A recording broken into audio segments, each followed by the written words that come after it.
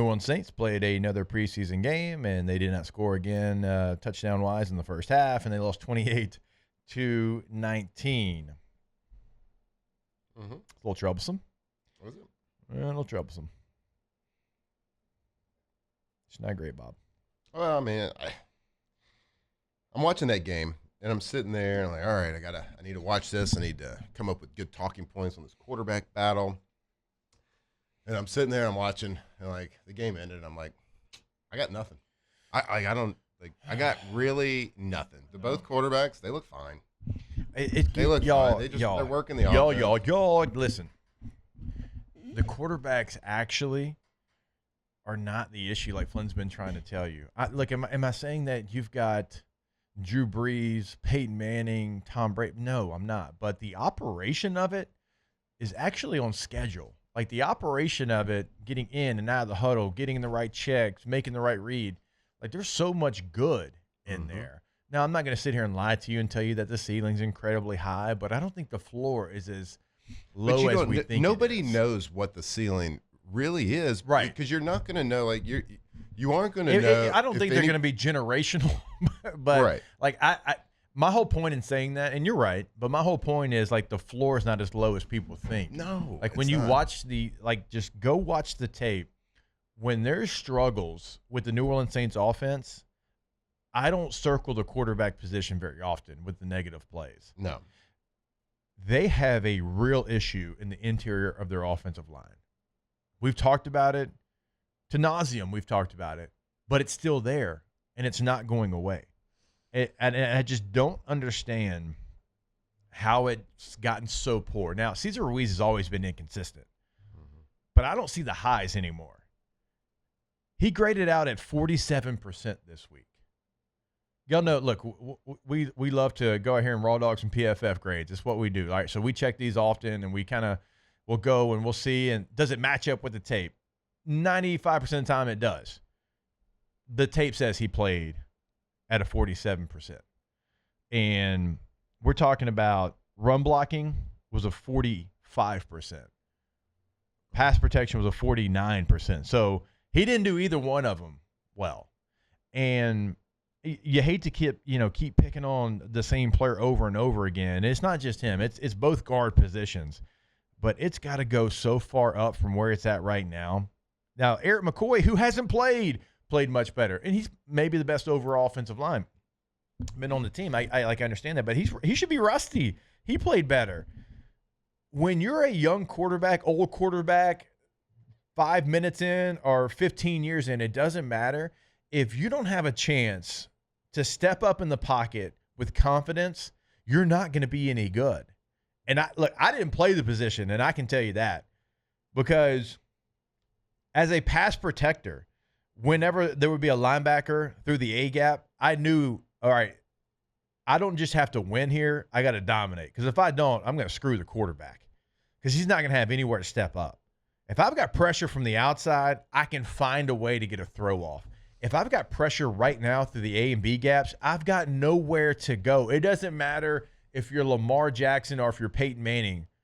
It doesn't matter how athletic you are. And time again, and this isn't just in the passing. I'm talking about when you're running the football as well. If a guy comes off the edge, maybe I have a chance. Maybe I can make him miss and I can bounce it to the outside. Again, even running the football, if I've got pressure right now in the middle of the defense, where am I supposed to go?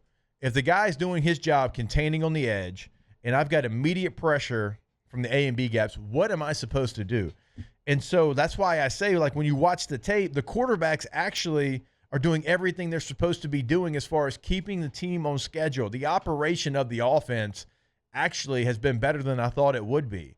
But if they continue to give up what they're giving up currently in the middle of their offense to the defense, they are not going to be successful. And Flynn, it's so frustrating, because you're talking about a first-round pick, guy that you extended, a guy that's had peaks and valleys, but now those peaks are gone and he's living in the valley. Yeah, and I guess unfortunately for Saints fans, like as far as like shaping this roster, there's so many injuries as well. Like, he's not going anywhere. Like you're No. kind of stuck with what you got. Because Trevor Penning's not even in, so you're to your third guard on the left side. I mean, you're going to have to bring some people in. You're going to have to bring a couple of bodies in that are going to be released from other teams, and that's how the NFL works. It happens all the time, and it's not to say you're not going to get somebody good or can be inserted and fit in right away, because you'll probably get somebody good, and you probably can. You're going to get some young up and comers, or you're going to get some guys that have had really good careers that are a little bit older. But you're going to have to fill in some gaps on these injuries. And with the people that are playing right now, there's probably not many guys going anywhere because of just the strict numbers. So they're going to have to get better on the fly. Or as a play caller, play designer, offensive coordinator, like you're going to have to be great. But I'm watching these games, and it's quarterback's the big talk, because who is it going to be? You're talking about one of 32 NFL starters that haven't been named. The only team that hasn't named one. And we're talking about an NFL starting quarterback, and we haven't named one. And I'm sitting there, and I'm trying to watch, and I'm trying to grade, and I'm trying to, like, find any good nuggets to tell people. And I'm like, I got nothing. Like, I'm watching these games, and it's a big nothing burger for me watching the quarterbacks and trying to make a decision. Because they're both going through their reads. They're throwing it to the right person. They're making, for the most part, accurate throws. There's just there's no amazing moment that neither one of them had a moment. It's like, oh my God, that's incredible. But in a game and in preseason, you're not going to get that. You're not going to know a guy's a dude until the fourth quarter of the first game, or maybe the second game, maybe it's the third game. How do they play when the nuts are on the line? Like, how do they play when the game is there and you have to make a play? A guy's got to show out. So, like, they have done everything that had been asked of them.